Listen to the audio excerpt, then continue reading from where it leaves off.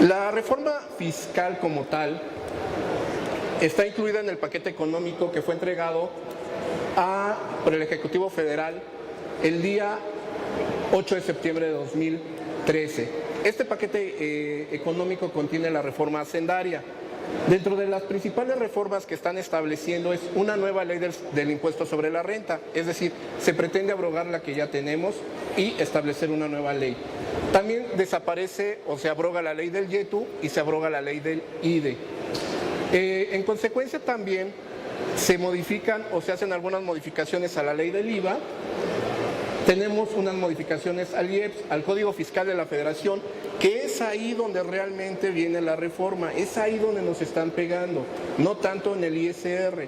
En el ISR nos están limitando las deducciones, lo cual pudiera traer como consecuencia que la tasa del 30% que tenemos actualmente, con estas limitaciones y lo que pretenden gravar, bueno, pues mi tasa real en un futuro posible no sea del 40%, 42%, que es lo que más o menos se está pensando.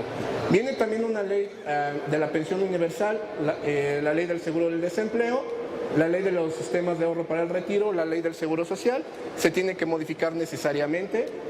También se modifica la ley del Infonavit y la ley federal del trabajo. Estas son las leyes que se están modificando a partir de esta reforma hacendaria. Hemos escuchado en los medios de comunicación si es una reforma o si es una miscelánea. ¿Por qué se hace mención de este hecho? Si partimos de la cuestión de que reforma es una modificación que se hace a una cosa para mejorarla, generalmente haciéndola o cambiando su forma o contenido. Si lo vemos literalmente, bueno, pues sí, hay una nueva ley del impuesto sobre la renta, nos están modificando la ley del IVA, nos están modificando el Código Fiscal de la Federación. Sin embargo, la reforma hacendaria, la reforma tributaria no está. Sigue siendo casi la misma. Lo único que está haciendo es, nos están modificando la manera de pagar nuestros impuestos, más no una reforma tributaria como tal. De ahí que se parte del hecho de que si estamos hablando de una reforma o de una miscelánea fiscal. Dentro de los primeros cambios que vamos a ver se encuentra el impuesto sobre la renta. Dentro de este impuesto sobre la renta, nos están hablando de una simplificación, nos están disminuyendo los artículos. La nueva ley contempla solamente 186 artículos, lo cual no quiere decir que exista una simplificación o que hoy en día sea más clara o más entendible. Dentro de la exposición de motivos que tuvo el Ejecutivo Federal para hacer estas modificaciones, está planteando el hecho de que cualquiera haga el pago de sus impuestos con la simple ayuda de un experto. Es decir, casi nada más voy a necesitar al contador para que me diga cómo y yo los voy a determinar. Sin embargo, esto no es así, y se los digo por experiencia porque además ya la leí. También se está partiendo del hecho, también se está partiendo del hecho de la simetría fiscal. La simetría fiscal no es otra cosa más que lo que acumula uno, lo deduce el otro.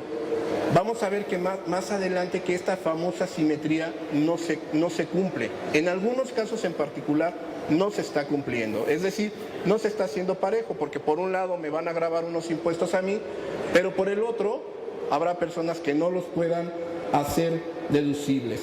También, como habíamos comentado, desaparece o se abroga la ley del YETU y la ley del IDE. En la ley del IDE vamos a hacer alguna aclaración. Lo que se está abrogando es la ley como tal, la que obligaba a los bancos a los que hiciéramos o efectuáramos depósitos en efectivo de más de 15,000 pesos, que nos retuvieran un impuesto por ese excedente. Eso ya no va a existir, los bancos ya no nos van a retener. Sin embargo, tienen la obligación de seguir informándole al SAT todas las operaciones que rebasen los 15,000 pesos en efectivo. Es decir, de todas maneras, aunque me la quites, Juan te llamas, ¿no? O sea, esa obligación persiste. También se pretende una deducción a los ingresos remunerativos otorgados a los empleados en sus partes exentas. Propiamente hablamos del aguinaldo. Cuando nosotros le pagamos el aguinaldo a los empleados, una parte de ese aguinaldo para ellos está exenta, pero nosotros hacemos deducible el 100% de ese aguinaldo. Hoy en día no lo vamos a poder efectuar. Solamente vamos a poder deducir el 41% de ese ingreso exento para el trabajador. Eso es una medida que viene a pegar directamente a todas las empresas en las partes exentas que se le entregan al trabajador, como mencionaba hace un momento, aguinaldo, prima vacacional, y habría que checar la parte de la PTU, que si bien es cierto no es una deducción o no está contemplada como una deducción, sino más bien como una disminución a mi utilidad, también tengo una parte exenta ahí, que son de 15 días de salario mínimo. La no deducción de las cuotas del Seguro Social, es decir, las cuotas del Seguro Social son obrero-patronales, es decir, una parte la paga el patrón, otra parte la paga el trabajador. En la ley actual, la cuota que le correspondía al trabajador, pero que yo como patrón pagaba, me la podía deducir. En la nueva modificación no lo voy a poder hacer. Solamente voy a poder deducir la parte que me corresponda como patrón. La parte del trabajador que yo pague porque soy un patrón bien buena onda, pues no va a ser deducible. También se elimina la deducción por los consumos en restaurantes. Si bien es cierto, esta deducción la teníamos muy limitada a solamente el 12.5%, bueno, hoy en día me la están quitando. Es decir, todo lo que consumamos en los restaurantes, lo paguemos como lo paguemos, ya no es deducible. Así que ya ni se preocupen por llevar su tarjeta de crédito o su monedero electrónico, porque no va a ser deducible. También nos están quitando la deducción de los automóviles, es decir, nos están ajustando el monto. Anteriormente, o en la nueva ley, es deducible hasta 175,000 pesos si el automóvil es utilitario. Con la nueva ley se estaría disminuyendo a 130,000 pesos.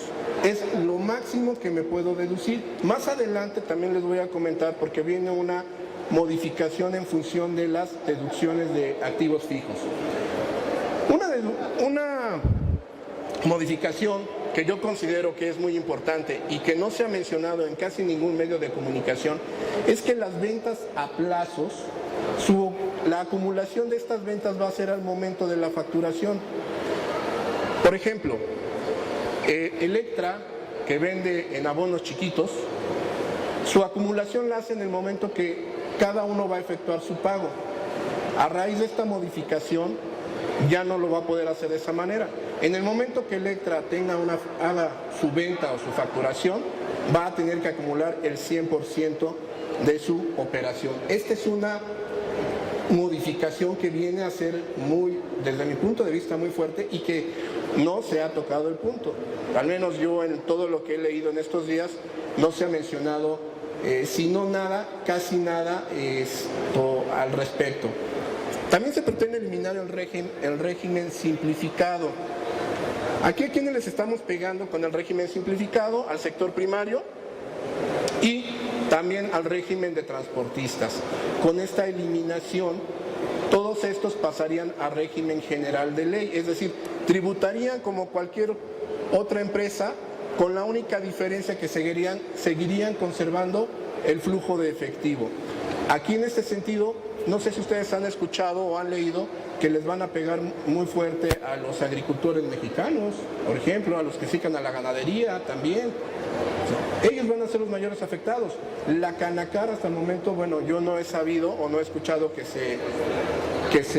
diga algo al respecto. Se pretende homologar la tasa del ISR en el sector primario, que era lo que les comentaba yo hace rato, con el régimen general de ley. Se incrementa la tasa máxima del impuesto para personas físicas. Es decir, para las personas físicas el cálculo de su impuesto o de su tasa es progresivo de acuerdo a sus ingresos. Dependiendo de los ingresos es la tasa de impuesto que van a causar. Actualmente, tanto para personas morales como para personas físicas, la tasa es del 30%.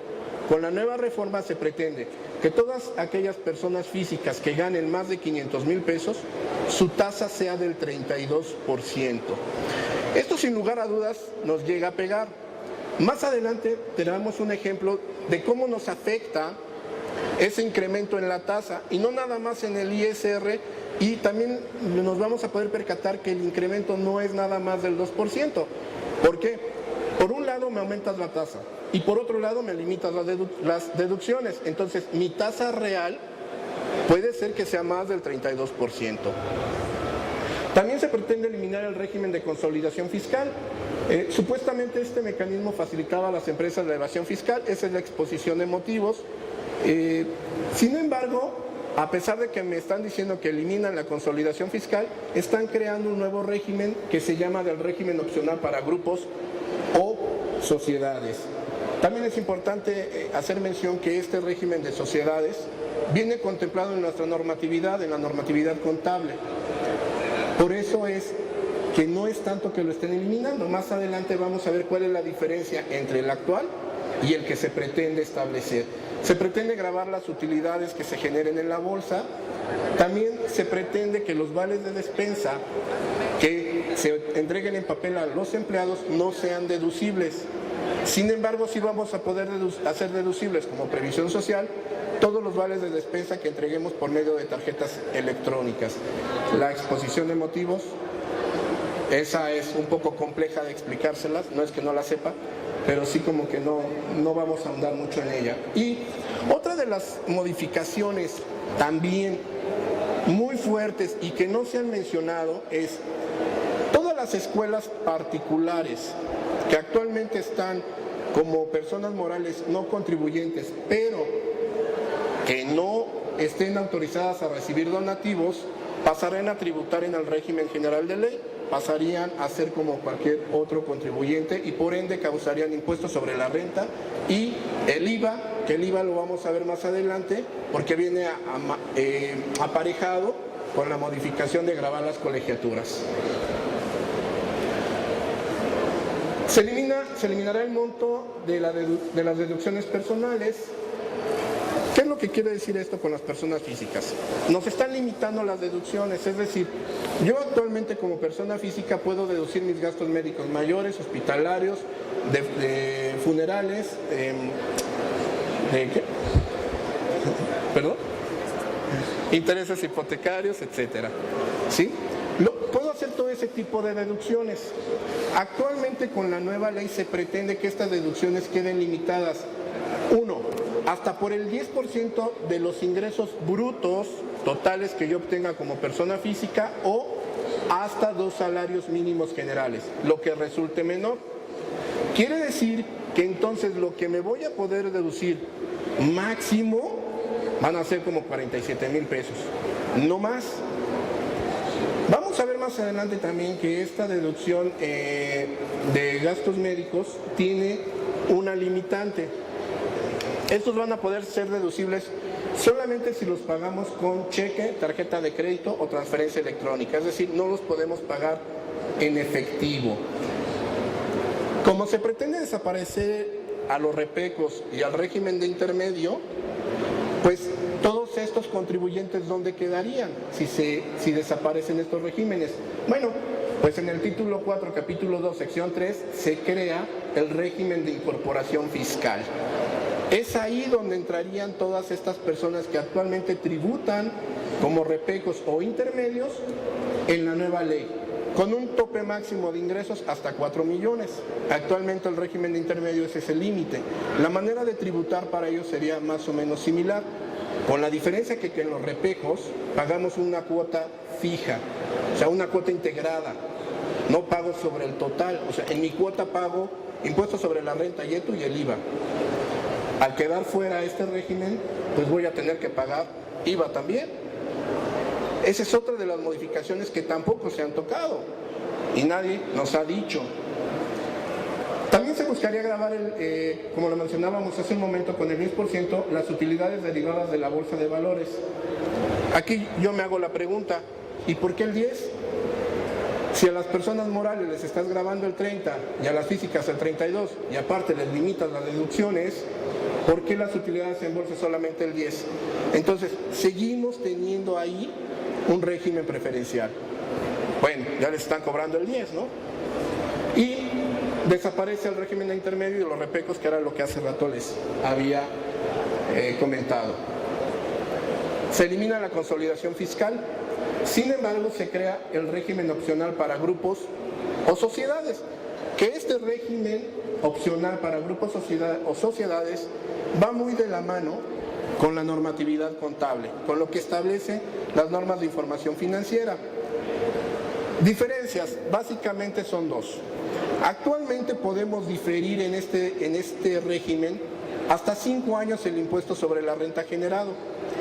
En la nueva reforma o en la reforma hacendaria, en lugar de diferirlo a 5 años, lo voy a diferir a 3. Hay una regla matemática en este régimen de consolidación fiscal, en donde puedo obtener una cantidad negativa y por ende generar pérdidas. En el nuevo régimen no voy a poder generar cantidades negativas, aritméticamente tendríamos que poner 0. Sin embargo, sigo teniendo los mismos beneficios en cuanto a mi empresa controladora y las subsidiarias. También se genera un seguro de desempleo que va a estar limitado o va a estar más bien condicionado para que la gente o las personas tengan acceso a este seguro de desempleo.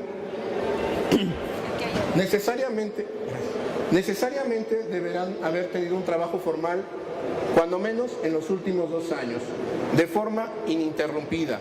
Es decir, deben de haber estado trabajando forzosamente 2 años o haber estado tributando cuando menos 2 años para tener derecho y acceso a este seguro de desempleo. Actualmente, el 60% de la población activa está en la informalidad. Una de las intenciones que pretende el Ejecutivo Federal es esa, tratar de incorporar a toda la economía informal a la formal. ¿A través de qué? Hacerle atractivo el hecho de que se inscriban al RFC, vendiéndoles que van a tener un seguro de desempleo. Sin embargo, desde nuestro muy punto de vista particular, creemos que no es el camino. Otra de las modificaciones que se pretende hacer, y adelantándome un poquito en esta cuestión de que pretenden incorporar al comercio informal, es que el SAT va a poder hacer visitas domiciliarias, por llamarlo de alguna manera, a los puestos fijos y semifijos que estén en la calle. Y va a tener la facultad de pedirle al expendedor o a quien esté atendiendo el negocio que le muestre su alta en el Registro Federal de Contribuyentes. Si no se la muestra, entonces el fisco o el SAT tendrá la facultad de clausurar el negocio y no de permitir que lo vuelvan a abrir hasta que no cumpla con su inscripción al RFC y pague lo que tenga que pagar de acuerdo a lo que el SAT mismo determine. En el impuesto sobre la renta, estos son de las modificaciones que nosotros consideramos más importantes o más relevantes. Les recalcamos, toda la ley se abrogó o se pretende abrogar y viene una nueva ley más o menos en algunas cuestiones similares a lo que ya tenemos. También se ha hecho la mención de que una ley necesita un reglamento. Por tiempos, igual y no les da tiempo sacar un nuevo reglamento, ya se nos adelantaron diciéndonos que el reglamento que tenemos actualmente en la ley del impuesto sobre la renta aplica a la nueva ley siempre y cuando este no se contraponga con lo que ya establece la nueva ley o con la reforma fiscal. Si voy muy rápido me dicen. Entramos al impuesto al valor agregado. Ya sabemos que se descartó el IVA en alimentos y medicinas. Nos trajeron mucho tiempo en las noticias que todo el mundo se iba a inconformar contra este IVA, que no iba a pasar, que iban a hacer lo que fuera necesario, pero que no iban a permitir que nunca se grabaran alimentos y medicinas. Eso más bien fue como para que, te digo esto para que no te des cuenta de lo que viene más adelante. Ok, no pasó. Ahora, se pretende eliminar la exención en el IVA a los servicios de educación a las escuelas particulares. De antemano les digo que ya no va a pasar. Ya hay ciertos acuerdos para que esta modificación, por eso la pusimos ahí en rojo, no progrese o no se quede.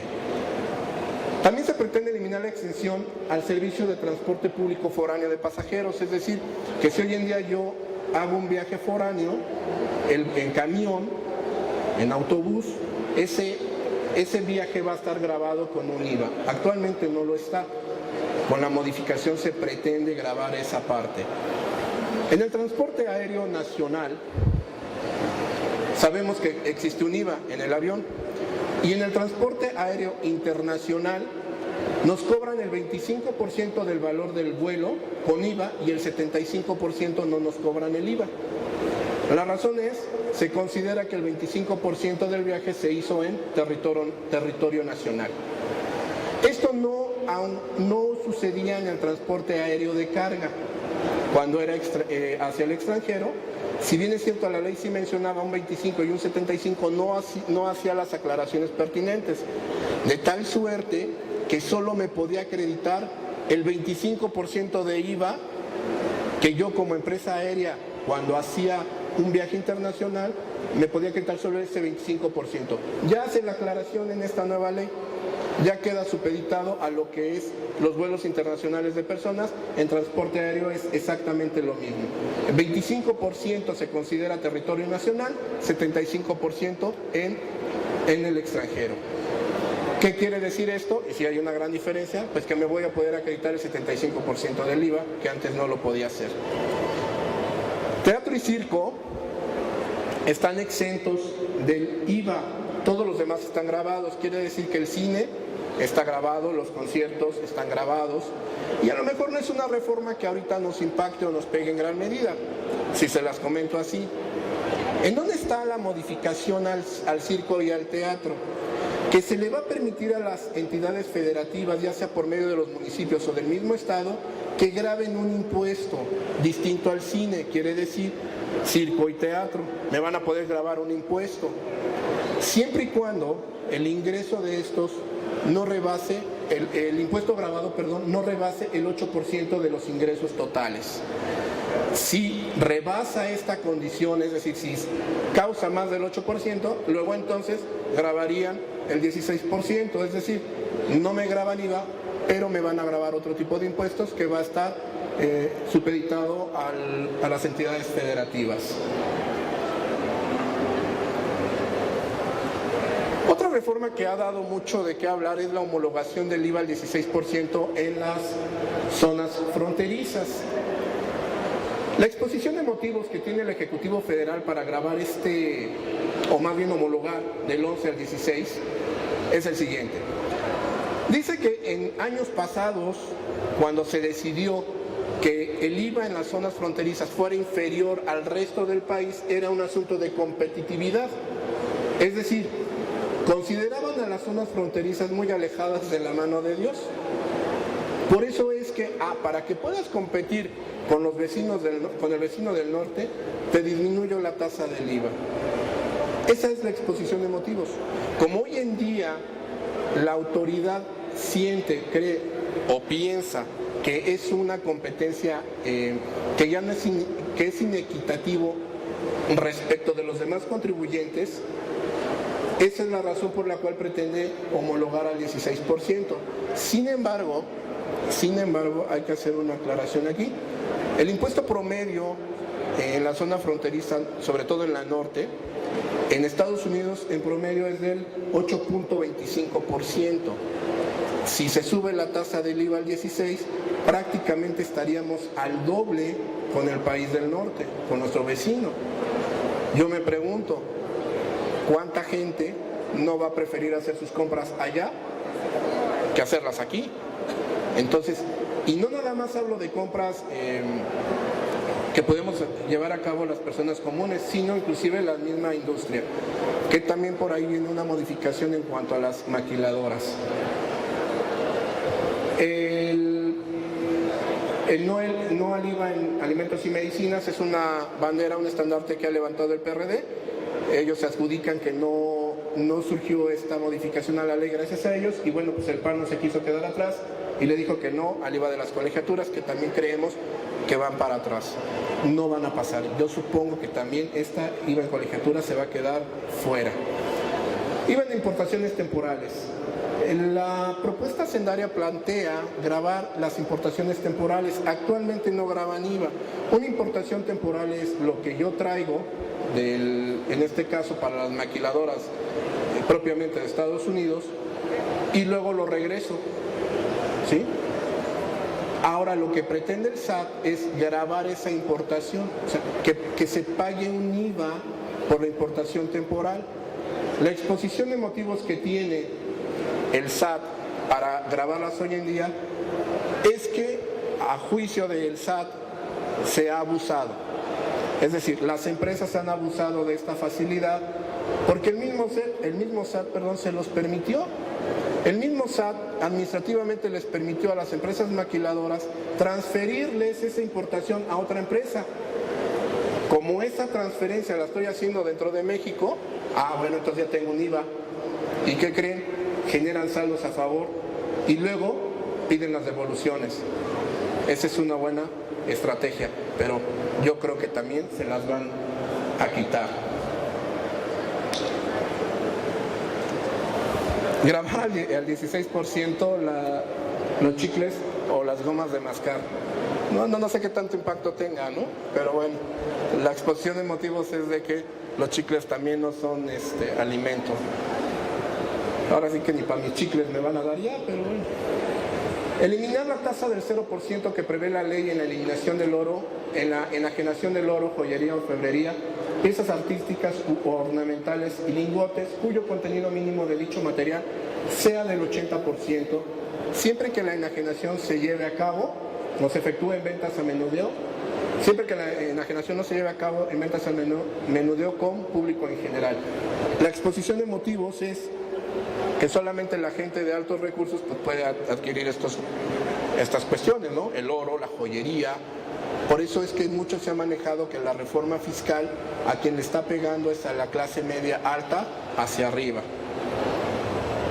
Quienes tributan en el régimen de incorporación fiscal, habrían de hacer declaraciones bimestrales. Hace rato mencionábamos que desaparecen los repecos y desaparece el régimen de intermedio. Sobre todo en los repecos.